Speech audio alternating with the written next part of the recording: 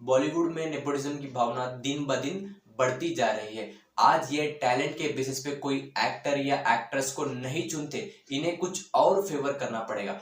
जैसे अगर आप एक एस्पायरिंग एक्ट्रेस हो तो आपको इनके साथ कोऑपरेट करना पड़ेगा, लाइक तनुश्री दत्ता और कंगना रनावत ने किया था। इनकी क्या स्टोरी है, चलो देखते हैं। बॉलीवुड स्पॉटलाइट से बाहर होने के बाद तनुश्री दत्ता 26 सितंबर 2018 को जूम टीवी पर एक इंटरव्यू देती है, जिसमें वो नाना पाटेकर के खिलाफ सेक्सुअल हैरेसमेंट के एलिगेशंस लगाती है। ये वही लड़की है जिसने आशिक बनाया आपने, ढोल और भागम भाग जैसी सुपरहिट मूवीज में काम किया था। इंटरव्यू में दत्ता ने 4 लोगों पर एलिगेशंस लगाए। Actor Nana Patekar, producer सामिर Siddiqui, director Rakesh शरण और कोरियोग्राफर गणेश आचार्य। ये 4 लोग हॉर्न ओके प्लीज मूवी का पार्ट थे। दत्ता ने बताया कि ये बात 2008 की है। 50% मूवी शूट हो चुकी थी। फिर उसके बाद तनुश्री दत्ता का इंटीमेट सीन आता है। इस इंटीमेट सीन के दौरान नाना पाटेकर कुछ ज्यादा ही फ्री हो रहे थे। वो स्टेज पे आकर डांस सिखाने के बहाने हैरास करने लगते। हालांकि कॉन्ट्रैक्ट के अनुसार वो तनुश्री का सोलो सीन था। फिर तनुश्री ने प्रोड्यूसर और डायरेक्टर से कहा कि नाना पाटेकर की नीयत खराब है, वो पहले दिन से ही उन्हें परेशान कर रहे हैं। पर कास्टिंग टीम इस पर कोई एक्शन नहीं ले रही थी, जिस वजह से उन्होंने खुद को 5 आवर्स तक वैनिटी वैन में बंद रखा। सेट पर तनुश्री के पेरेंट्स भी थे जो काफी परेशान थे। तनुश्री के पिता ने कहा कि मेरी बेटी आज शूट नहीं कर सकती, वो कल सीन प्ले करेगी और नाना पाटेकर के साथ कोई इंटीमेट सीन नहीं करेगी, क्योंकि उनका इंटेंशन वर्स है। ये कॉन्वर्जेशन के बाद तनुश्री दत्ता अपने घर जाने लगी। तभी नाना पाटेकर ने एमएनएस पार्टी को बुलाया। मीडिया और एमएनएस के लोग गैदर हो चुके थे और उस भीड़ में तनुश्री की कार को बैशअप किया। इस तोड़मताड़ी के बीच किसी ने प्रोड्यूसर से बोला कि तनुश्री सेट छोड़कर जा रही है। इसके बाद प्रोड्यूसर ने दरवाजा बंद कराया और उन्होंने सिक्योरिटी को कहकर मेन गेट को भी क्लोज किया। ये माहौल को देखकर तनुश्री डरने लगी। तभी 30 पुलिसमैन वैन से उतरकर गन फायर किए, जिस वजह से तनुश्री अपने फैमिली के साथ सेफली घर पहुंची। तनुश्री ने कहा कि वो लोग हमें कुचलना चाहते थे, फिर पुलिस ने हमें रेस्क्यू किया। तनुश्री के एलिगेशंस को सपोर्ट करते हुए जर्नलिस्ट जेनिस स्क्वेरा ने बताया कि वो इस पूरे इंसिडेंट की आई विटनेस थी। उस वक्त वो एक न्यूज चैनल के लिए वर्क कर रही थी। वो हॉर्न ओके प्लीज मूवी के बिहाइंड सीन को कवर करने गई थी।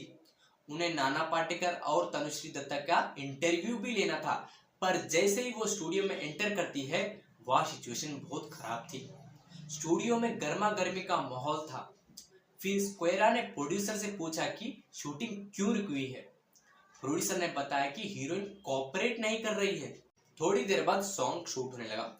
नाना पाटेकर और तनुश्री दत्ता सीन प्ले कर रहे थे और शॉट के बीच तनुश्री ने सीन छोड़कर खुद को वैनिटी वैन में लॉक किया। सेक्वेरा को कुछ समझ नहीं आ रहा था। तनुश्री अपसेट थी। इस बीच कुछ गुंड्स आए और कार को डेमोलिश करने लगे। सेक्वेरा ने उन गुंड में से एक प्रोटेस्टर से पूछा कि आप लोग यहाँ किसके कहने पर आए हो। प्रोटेस्टर ने बताया कि हमें प्रोड्यूसर ने बुलाया है। और इतना ही नहीं, तनुश्री दत्ता ने 2008 में भी नाना पाटेकर के खिलाफ सेंटा में कंप्लेंट फाइल की थी, लेकिन कोई एक्शन नहीं लिया गया। फिर 2013 के इंटरव्यू के बीच बात छिड़ी, जिसे लार्जली इग्नोर किया गया और अब 2018 में लगाए गए एलिगेशंस को मीडिया और पब्लिक का सपोर्ट तो मिला, लेकिन 2019 में केस को क्लोज कर दिया गया। सुनो, मिड अक्टूबर में तनुश्री ने Maharashtra state women commission MSWC से हेल्प लेकर एक फुल स्केल इन्वेस्टिगेशन कराया। फिर MSWC ने 4 लोगों को नोटिस भेजा, जिनका नाम मैंने आपको शुरू में बताया था। उसके बाद 16 नवंबर को लॉयर अंकित निकम ने एक स्टेटमेंट के through Nana Patekar and team पर लगाए गए एलिगेशंस को रिफ्यूट किया, लेकिन 2019 में वही चीज रिपीट हुई जिसका हमें डर था। मुंबई पुलिस ने 2008-2013 की तरह 2018 के केस को भी क्लोज कर दिया, ये कहकर कि इन्वेस्टिगेशन में लैक ऑफ एविडेंस है। कास्टिंग काउच की हवस का शिकार होने वाली दूसरी अभिनेत्री है कंगना रनौत। कंगना का जन्म 23 मार्च 1987 हिमाचल प्रदेश के मांदी डिस्ट्रिक्ट में हुआ। कंगना ने राज, गैंगस्टर और क्वीन मूवी में काम किया। कंगना रनौत ने 2017 में आदित्य पंचोली के अगेंस्ट सेक्सुअल अब्यूज के एलिगेशंस लगाए, जहां कंगना ने क्लेम किया है कि वो 17 साल की थी जब आदित्य पंचोली ने उसके ड्रिंक में कुछ मिलाकर उसे रेप किया। इनकी कहानी शुरू होती है 27 जून 2004 को। कंगना आशा चंदा इंस्टीट्यूट के लड़के के साथ बाइक पर थी। उस समय बारिश हो रही थी, तभी वहां से आदित्य पंचोली गुजरने लगे। क्योंकि वो एक वेल नोन फेस थे, कंगना ने उन्हें देखकर हाय कहा, उनका नंबर लिया। फिर इसके बाद कंगना रनावत लगातार पंचोली को फोन करने लगी। शायद कंगना अपना करियर बनाना चाहती थी। फिर एक दिन पंचोली कंगना से मीट किए और उन्हें प्यार हो गया। दोनों एक साथ रिलेशनशिप में रहने लगे। इनफैक्ट पंचोली ने यह भी कहा कि कंगना से उनका रिलेशन एक वाइफ और एक हस्बैंड जैसा है। कंगना के सारे एक्सपेंसेस पंचोली ही पे करते थे, इवन कंगना का फोन भी उनका था। फिर इसके बाद कंगना ने पंचोली से कहा कि उसे एक आदमी ट्रबल कर रहा है। वो पर्सन कौन था इसी कोई इंफॉर्मेशन नहीं है, लेकिन कुछ दिन बाद पंचोली ने जाना कि कंगना ने उसी आदमी से 5000 आवर्स बात की। सिर्फ एक महीने में पंचोली ने वार्न करना चाहा, लेकिन वो कंगना के प्यार में कंप्लीटली डूबे हुए थे। पंचोली ने कहा कि मैंने कंगना की हर तरह से हेल्प की, उसके मुंह बोले भाई को दुबई में जॉब दिलाई, लेकिन इन सब के बावजूद कंगना ने मुझे चीट किया और मुझे अपने फायदे के लिए इस्तेमाल किया। रुको, किसी का साइड मत लो, अभी कहानी बाकी है। अब कंगना की जुबानी सुनो।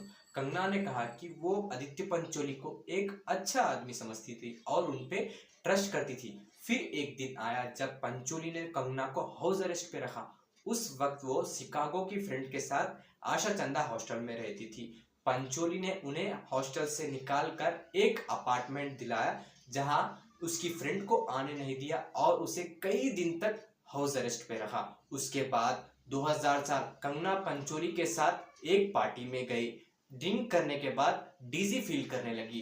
पार्टी के बाद पंचोली ने कहा कि वो उसे घर छोड़ देंगे और वो रेंज रोवर कार में उनके साथ घर जा रही थी। उसके बाद पंचोली ने यारी रोड पर कार रोककर उसका रेप किया और उसके फोटोग्राफ्स भी लिए, जिससे कंगना अवेयर नहीं थी। फिर नेक्स्ट डे पंचोली ने कंगना से कहा कि आज से हम हस्बैंड और वाइफ है। ये सुनकर कंगना ने कहा कि तुम मेरे फादर के एज के हो और मैं मेरे उम्र के लड़के से शादी करना पसंद करूंगी। देन पंचोली ने उस रात के फोटोग्राफ्स दिखाए और ब्लैकमेल करने लगा। उस वक्त कंगना सिर्फ 17 साल की थी। वो हेल्प के लिए पंचोली के वाइफ के पास गई, लेकिन कोई फायदा नहीं हुआ।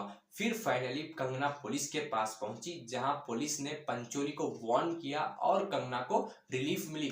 आई नो ये केस आईने की तरह साफ नहीं है, पर ये सिर्फ सेलिब्रिटीज का इशू नहीं है, बल्कि इंडिया में हर एक आम लड़की पर वर्क प्लेस पे सेक्सुअल हैरेसमेंट के केसेस भरे पड़े हैं। जैसे दी energy and resource institute farmer director general ने अपने कई एम्प्लॉयज को सेक्सुअली हैरास किया।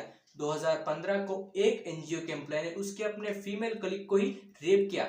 इस पे रिक्रूटमेंट टीम भी कुछ एक्शन नहीं ली और 54 इयर्स ओल्ड फॉर्मर तहंका मैगजीन के एडिटर ने होटल ग्रैंड हयात में लड़की को हरास किया। और इतना ही नहीं, इंडिया में more than 50% young professional work place में सेक्सुअल हरासमेंट फेस करते हैं, जो कि काफी ह्यूज नंबर है। इसे ओवरकम करने के लिए हमें यानी गवर्नमेंट को स्ट्रिक्ट रूल्स इंप्लीमेंट करने पड़ेंगे, वरना आगे चलकर हालात और भी खराब हो सकते हैं। साथ ही कॉर्पोरेट वर्ल्ड में एम्प्लॉयज को एजुकेट और अवेयर करना पड़ेगा, तब जाके कुछ हद तक प्रॉब्लम रिजॉल्व होगी, वरना सिचुएशन मणिपुर रेप केस की तरह एक्सपैंड हो जाएगा। हाँ, मणिपुर में 800 लोगों ने मिलकर 2 महिलाओं को नंगा करके रेप करा। इस पूरे इंसिडेंट पे मैंने वीडियो बनाया है, आप यहाँ क्लिक करके देख सकते हो। सो गाइस, आज के लिए इतना ही, मिलते हैं अगले वीडियो से। जय हिंद।